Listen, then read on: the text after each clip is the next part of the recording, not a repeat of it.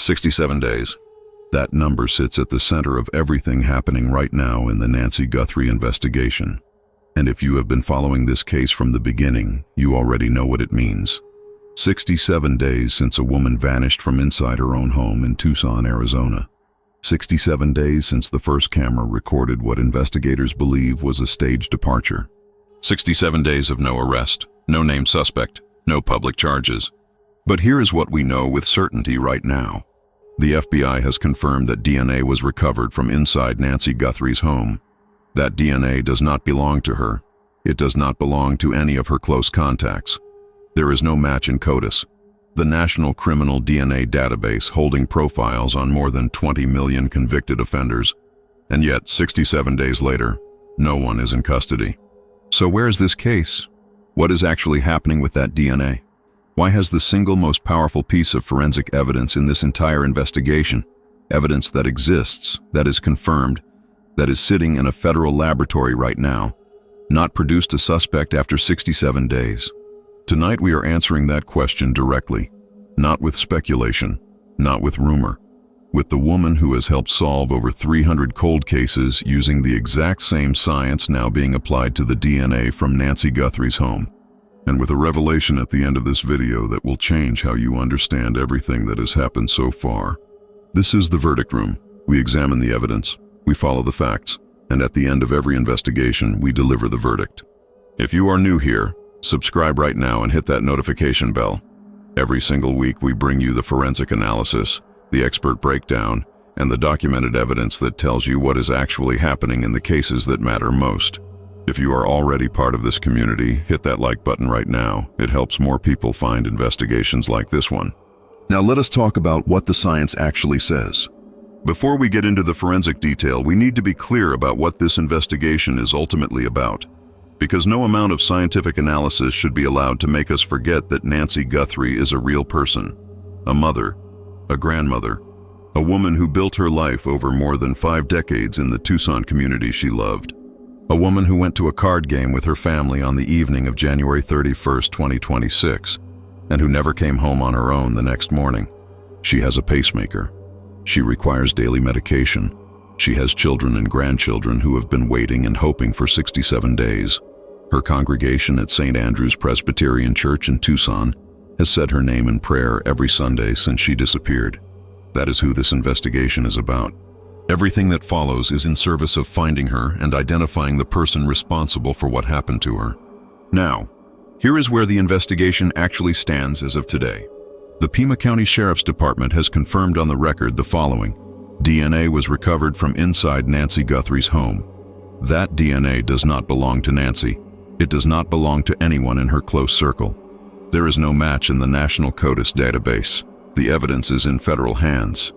What the PCSD has not confirmed, and what they have been notably disciplined about not confirming, is how the DNA was collected, from what specific surface, in what quantity, or whether investigators have a working theory about when it was deposited. That disciplined silence is itself informative.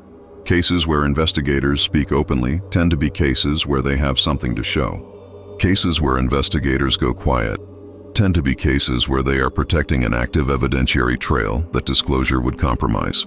Ashley Banfield's investigative podcast has been one of the most consistent reporting outlets on this case, drawing on law enforcement sources with direct knowledge. Banfield has reported, citing unnamed law enforcement contacts, that the DNA situation inside Nancy's home is described by insiders as complicated. That word, complicated, is exactly where tonight's conversation begins. Because complicated is precisely the right word.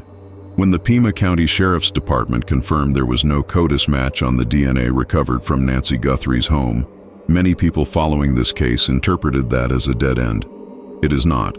But understanding why requires understanding what CODIS actually is, and equally important, what it is not. CODIS, the Combined DNA Index System, is a national database administered by the FBI. It holds the DNA profiles of more than 20 million individuals, primarily convicted offenders and persons arrested for qualifying crimes in the United States. If your DNA profile is in CODIS, a match can happen fast, sometimes within hours of submission. But the operative word is if. CODIS only contains people who have been previously arrested or convicted of specific crimes and whose DNA was collected as part of that process. It does not contain the general population. It does not contain people who have never been arrested. And it does not contain the tens of millions of Americans who have voluntarily submitted their DNA to consumer databases like 23andMe or Ancestry. So the absence of a CODIS match tells investigators one of two things. Either the person whose DNA was found at Nancy's home has never been arrested for a qualifying crime in the United States, which means they are not in the system. Or, and this is the possibility that forensic experts are far more focused on, the DNA sample collected from the scene is what the scientific community calls a complex mixture. A complex mixture is exactly what it sounds like. Instead of a single individual's genetic material on a single surface, investigators are working with a sample that contains the genetic material of multiple people, multiple contributors, multiple genetic signatures, all on the same surface, all collected in the same swab. This is not unusual in crime scene forensics. Every surface a human being touches accumulates biological material over time. A doorknob, a light switch, a countertop. These surfaces collect the genetic contributions of everyone who has ever interacted with them. Standard two-person mixtures, where forensic labs are dealing with two contributors, are manageable with existing technology.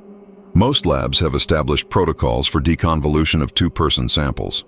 But the DNA from Nancy Guthrie's home, based on what has been described by investigators and forensic experts with direct knowledge, is not a standard two-person mixture. It is a complex mixture, potentially 3 or more contributors, with the suspect's genetic profile potentially representing as little as 10% of the total genetic material in the sample. Think about what that means in practical terms. Out of every 10 units of genetic information in that sample, 9 might belong to people who were legitimately in that space at some point. Nancy herself, family members, regular visitors, contractors, caregivers, and 1 unit belongs to whoever was not supposed to be there.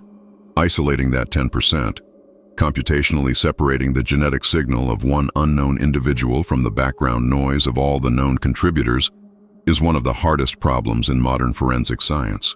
And there is a second layer that makes this even more complicated. The question is not just whether investigators can identify the suspect's profile from this mixture. The question is whether they can produce the specific type of genetic profile needed for genetic genealogy. And those are two completely different questions. To understand why, you need to understand the difference between the two primary DNA analysis methods used in forensic investigations. Traditional forensic DNA analysis, the kind used for CODIS matching, relies on what are called STR profiles, short tandem repeats. These are a specific set of genetic markers standardized across the field that create a kind of genetic fingerprint. Labs know how to handle complex STR mixtures because the technology and the software have been refined over decades. Even with a complex mixture, trained analysts can often extract an STR profile for the minor contributor, the smallest percentage, and run that against CODIS. Genetic genealogy is different. It does not use STR profiles. It uses SNP profiles, single nucleotide polymorphisms. A SNP profile requires hundreds of thousands of genetic markers spread across the entire genome. It is a far richer, far more detailed genetic map. And it is that richness, that density of data, that makes genetic genealogy work. Because when you upload a SNP profile to a consumer database, you are not just asking whether that specific person has a profile there. You are asking the database to find everyone who shares meaningful chunks of that person's genetic code. Parents, siblings, cousins, third cousins, fourth cousins. The algorithm builds a family tree outward from those matches and lets investigators work backward to identify the unknown individual. But here's the problem. Deconvolution methods that work for STR profiles, the computational separation of one contributor from another in a complex mixture, do not currently exist in the same way for SNP profiles. The algorithms that allow labs to isolate an STR minor contributor from a complex mixture have not been replicated for the SNP analysis that genetic genealogy requires. The technology to generate a clean SNP profile for a minor contributor in a complex mixture, the contributor at 10%, does not yet exist at commercial scale. That is what is blocking this investigation. Not investigative will, not federal resources, not legal authority, the science. Now enter the most important voice in this conversation, C.C. Moore. C.C. Moore is the chief genetic genealogist at Parabon NanoLabs, the leading company in forensic genetic genealogy in the United States.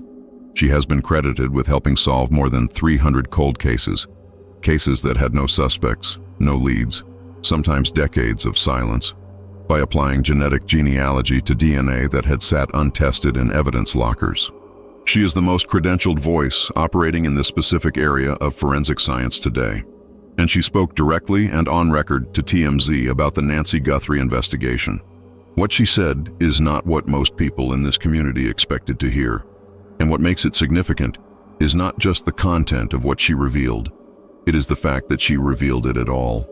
C.C. Moore does not speculate publicly about active cases without basis. When she describes the mechanics of why this DNA has not produced a suspect, she is describing a problem she understands from the inside, a problem she has spent her career trying to solve. Here's what she told TMZ in substance. The sample collected from Nancy Guthrie's home is a complex mixture, not a simple one, a complex one. And the challenge of complex mixtures, specifically when you are trying to apply genetic genealogy rather than traditional DNA matching, is that the entire scientific foundation changes. When she describes the scenario of having 4 unknown males in a sample, each representing only 10 to 5% of the total genetic material, her assessment is direct. That profile is unlikely, as the science currently stands, to be the evidence that solves this case. Let us go one level deeper on the science, because this is where the real explanation lives, and where the public conversation has been lacking precision. When forensic scientists generate a SNP profile for genetic genealogy, they typically use a technology called microarray analysis, or low-pass whole genome sequencing. Both methods produce readouts of hundreds of thousands to millions of individual positions in a person's DNA, positions where single nucleotide differences distinguish one human being from another. The resulting data file is what gets uploaded to consumer databases for matching. The fundamental challenge with complex mixtures is signal-to-noise ratio. Imagine trying to hear a single violin in an orchestra where 9 other instruments are playing louder. The violin, the minor contributor, the suspect, is technically present in the acoustic space. The sound waves are physically there. But separating that signal cleanly enough to reconstruct the melody is an engineering problem that has not yet been fully solved at the SNP level.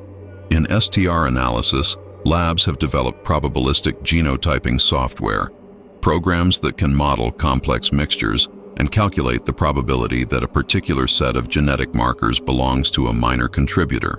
These tools have been validated in courts across the country and have produced convictions in cases where traditional interpretation was impossible. But these tools are built for STR profiles. They operate on a small number of targeted markers, not on the genome-wide data that genetic genealogy requires. At the SNP level, the deconvolution problem is orders of magnitude more complex. When a laboratory generates SNP data from a complex mixture, what they get is a noisy signal where each genomic position reflects contributions from all present individuals. At a position where the suspect might have one specific genetic variant and a more frequent contributor has a different variant, the mixture reading may completely overwhelm the suspect's signal. The result is a SNP profile for the mixture that is neither reliable nor uploadable. Genealogy databases require clean, individual-level profiles. A mixture-derived profile fails the quality thresholds those databases require. To put this in concrete terms, imagine you have a photograph that contains 10 people overlaid on top of each other. A triple exposure, a quadruple exposure, a 10 exposure photograph where every image is slightly different and all are printed on the same paper simultaneously. Traditional DNA analysis at the STR level is like being able to identify the dominant figure in that photograph, the person contributing the most signal. It has tools for separating 2 or 3 overlapping images. But genetic genealogy requires something different. It requires isolating one specific individual's photograph with enough clarity and resolution to compare it against a database of portraits, to say this person shares this specific combination of features with these specific family members. You cannot do that with a 10 exposure photograph. Not yet. What is being developed? What C.C. Moore described when she referenced fast-tracked software specifically because of cases like this one is the computational equivalent of being able to separate those 10 overlapping images and reconstruct each one individually with enough fidelity for meaningful comparison. That is an extraordinarily difficult problem. It is a problem that exists at the intersection of computer science, statistics, and genomics. And it is a problem that the forensic science community is currently racing to solve, with the urgency of specific cases, including this one, as the engine driving the timeline. This is not a failure of the investigators, the FBI, or the laboratory. It is a technology gap that was not anticipated at the scale this case requires. Traditional DNA forensics and genetic genealogy developed in parallel, solving different problems in different contexts. The intersection of those two fields, genetic genealogy applied to complex forensic mixtures with minor contributors at low percentages, is where the scientific frontier is right now. And the frontier, by definition, has not yet been crossed. Now, here is where this story gets specific, and where the most significant development in this investigation in weeks was confirmed on record. C.C. Moore told TMZ, in her own words, on record, that sources with direct knowledge of the investigation have told her that new software is being actively developed and fast-tracked, specifically because of cases like the one involving Nancy Guthrie. She named a company called Estra as potentially involved in this development. She described equipment expected to be available on a timeline of approximately 1 year that would be capable of addressing exactly this problem. We want to be precise about sourcing here, because precision matters. This is C.C. Moore sourcing from insiders. It is single-source reporting attributed directly to her name and professional reputation, delivered on record to TMZ. We are not independently corroborating the specific company name. We are attributing it clearly and accurately to the source who named it. But the substance of what she is describing, the effort to develop SNP mixture deconvolution software specifically for forensic genetic genealogy, is consistent with what researchers in this field have been working toward for years. The gap between traditional STR mixture analysis and SNP-based genealogy is a documented problem in the scientific literature. Multiple research groups, both within government institutions and in the private forensic science sector, have been pursuing approaches to solve it. What C.C. Moore's statement does is put a name, a company, and a timeline on that effort, and it puts something else on record, a sense of urgency that is directly connected to this case. If her sourcing is accurate, and she has every professional reason to be precise, given that her own name is attached to the statement, then the Nancy Guthrie case is not just benefiting from existing investigative resources, it is actively driving the creation of new ones. A missing woman from Tucson, Arizona is generating enough investigative and scientific urgency that private companies are being pushed to develop technology that does not yet exist commercially. The reach of this case into the forensic science community is not accidental. It reflects who is paying attention, who is applying pressure, and how much is at stake in the outcome.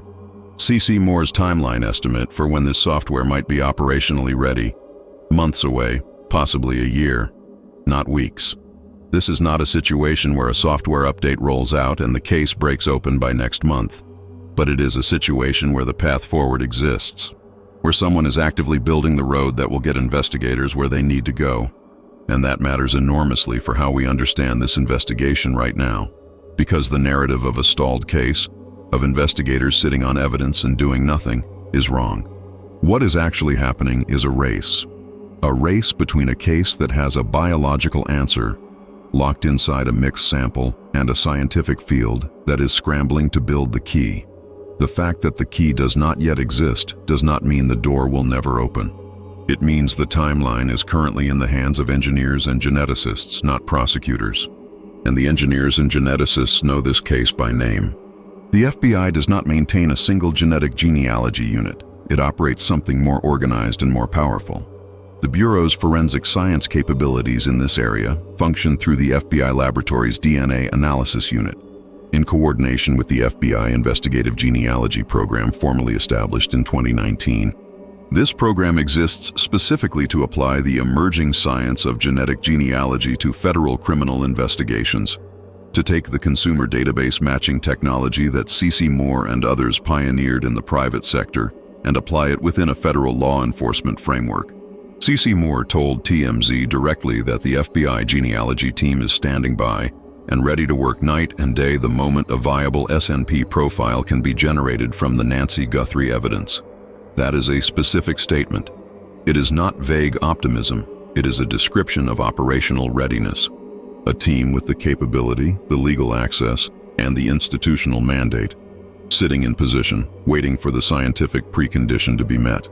The legal framework for what happens next is important to understand. The FBI does not have unrestricted access to consumer DNA databases.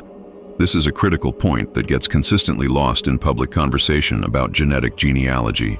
23andMe, Ancestry, and other major consumer platforms have their own terms of service, their own data governance policies, and in some cases, explicit restrictions on law enforcement access. GEDmatch and Family Tree DNA are currently the two major platforms that allow law enforcement uploads under defined conditions. The federal law enforcement use of genetic genealogy has been governed since 2020 by Department of Justice interim guidelines. Those guidelines require federal agencies using genetic genealogy to limit the technique to violent crimes and unidentified remains cases, to obtain supervisory approval, to document and track genealogy leads, and to use database platforms that have established law enforcement access policies. The Nancy Guthrie case is a violent crime investigation. It meets every qualifying threshold for federal genealogy use. What it does not yet have is the SNP profile, the input that the entire downstream process requires. That is the single bottleneck, and it sits entirely within the realm of forensic science, not within the realm of law enforcement will or legal authority. So the complete picture, as the science currently defines it, is this: an FBI team that is trained, ready, and authorized, a legal framework that allows them to act, a consumer database ecosystem with tens of millions of profiles available under the right conditions, and a suspect whose DNA is sitting in a federal laboratory, locked inside a complex mixture, waiting for a computational key that is weeks or months away from existing. Now, here is the reveal that changes how you understand everything that has come before it. 50 million profiles. That is the number C.C. Moore named explicitly, on record, in her TMZ interview when describing the potential scale of what investigators can access if and when a viable SNP profile is extracted from the sample in Nancy Guthrie's home. 50 million DNA profiles sitting in consumer databases across the United States. People who sent in a saliva kit to learn about their ancestry. People who wanted to understand their health risks. People who were searching for biological family members. None of them submitted their DNA to help solve a crime. Most of them have no idea that under specific legal conditions, with the right investigative tools and the appropriate judicial authorization, the family connections their genetic data reveals can be used to identify someone who never submitted a sample at all. This is the foundational mechanism of investigative genetic genealogy, and it is worth slowing down on because the public understanding of how it works is consistently imprecise. When investigators upload a suspect's SNP profile to a genealogy database, they are not looking for the suspect's profile directly. They are looking for the suspect's relatives, people who share meaningful stretches of DNA with the unknown individual, parents, if they are in the database, siblings, aunts and uncles, first cousins, second cousins.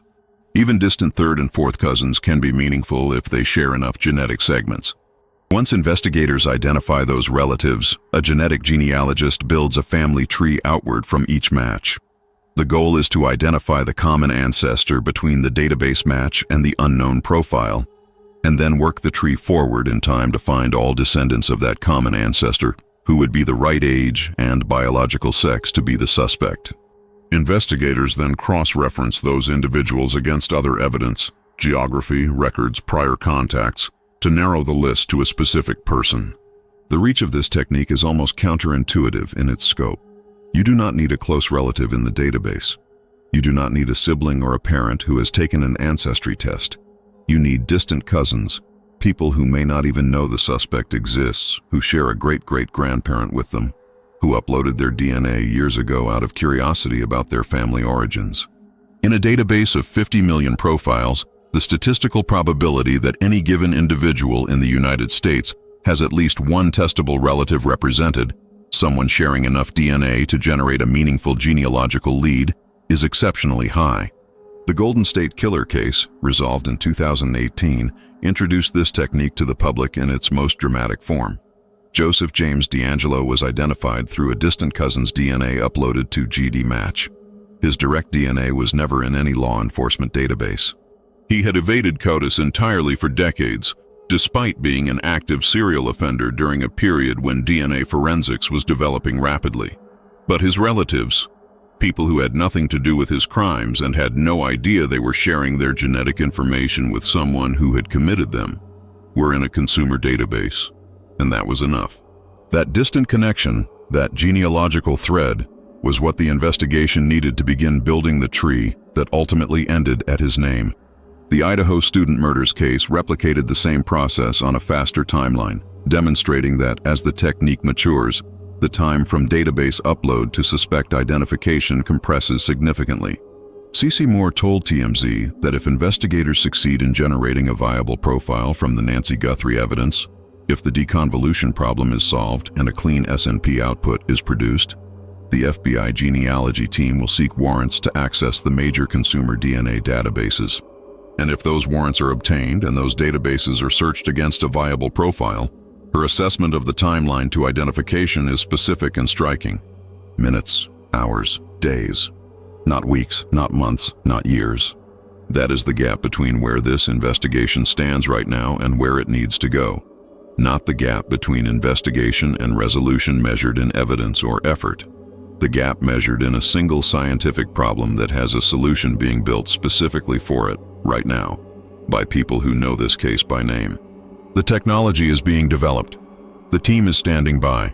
The databases hold 50 million profiles. The legal framework is in place.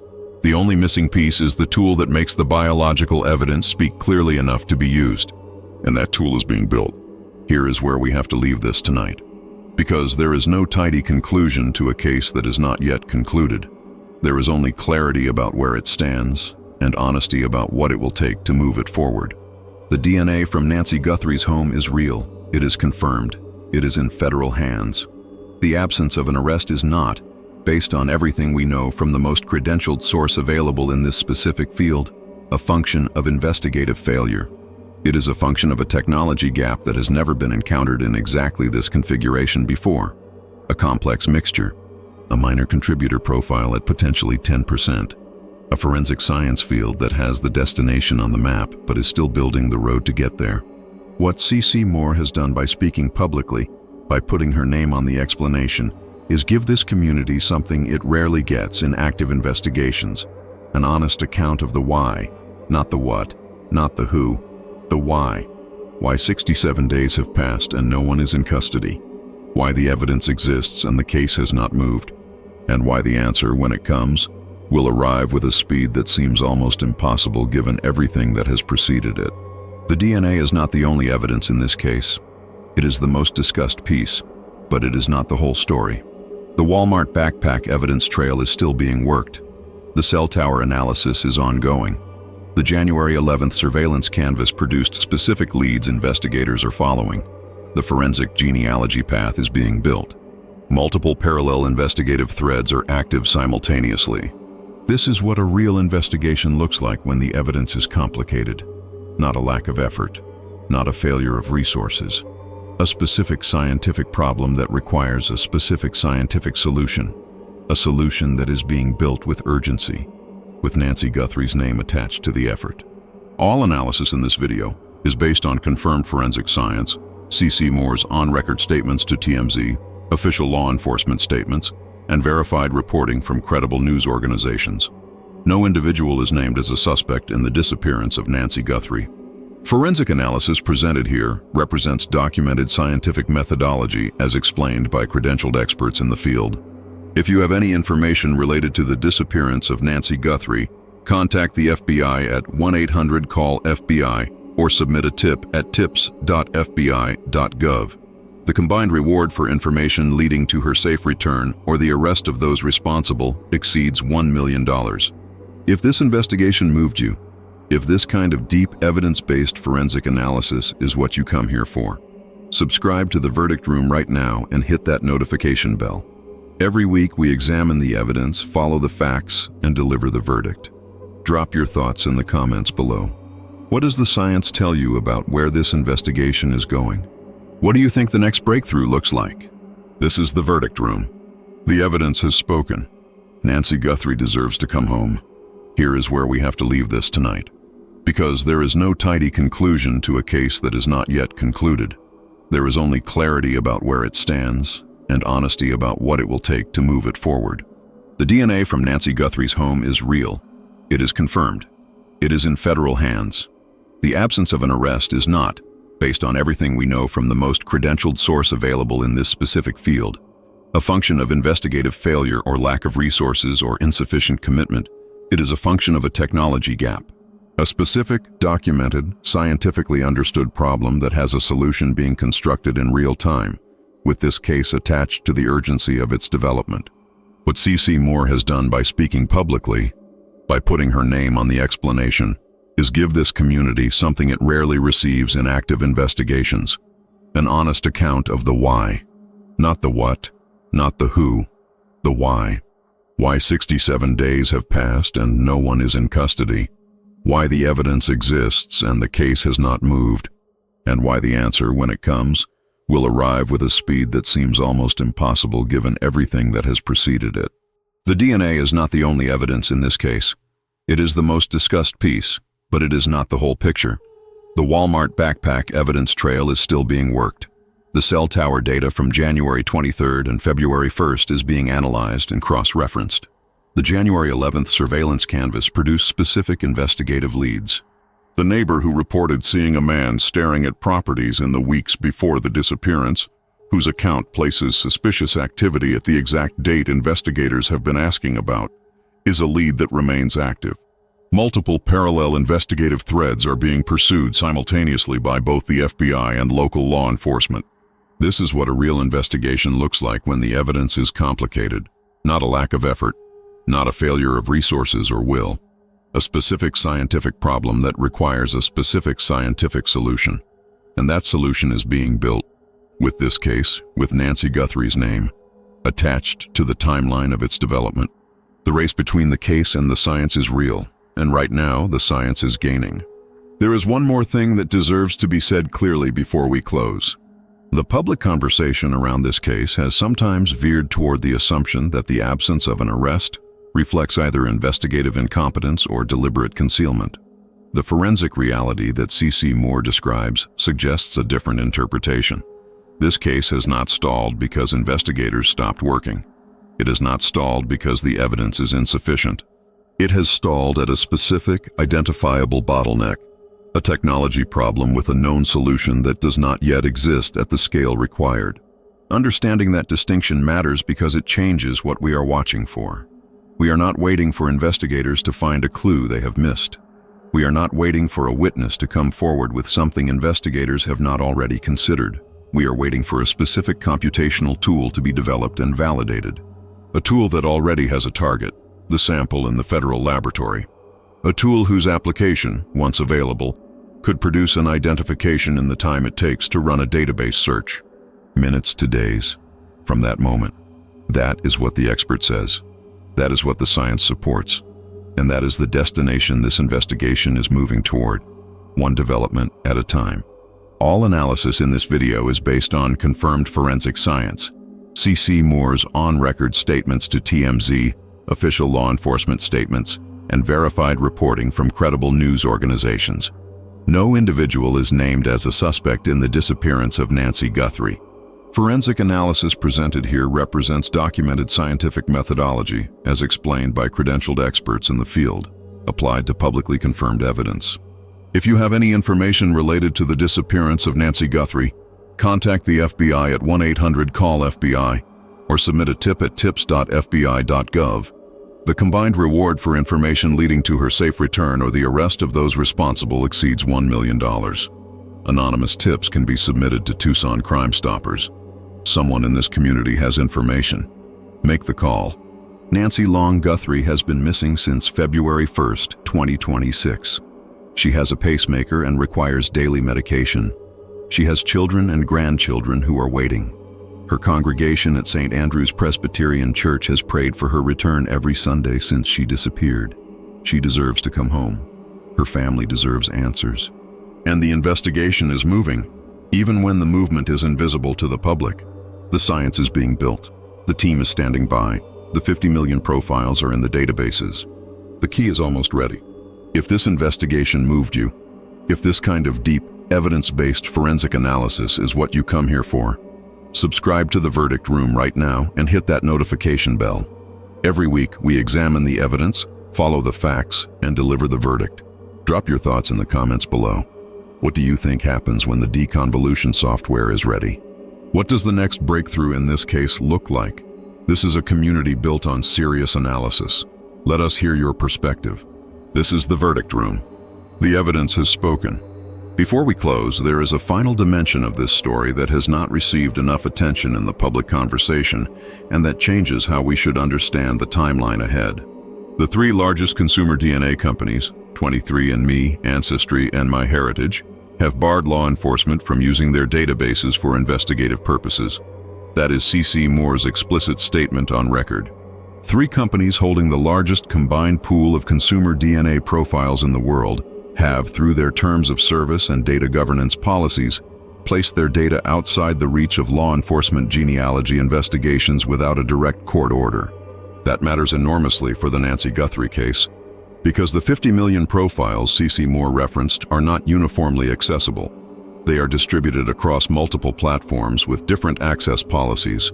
The platforms that currently allow law enforcement uploads, GEDmatch and Family Tree DNA, represent a meaningful but smaller subset of the total universe of consumer DNA data. The investigative reach is substantial, but it is not unlimited. This creates a legal dimension to the investigation that runs parallel to the scientific one. Even with a viable SNP profile in hand, investigators may face the question of whether, for a case of this profile, and with this level of public interest and federal involvement, judicial authorization to access the restricted databases could be pursued. C.C. Moore's reference to seeking warrants on the big companies, if a viable profile is generated, is the most direct public statement yet that investigators are prepared to pursue that pathway. The legal and scientific timelines are therefore intertwined.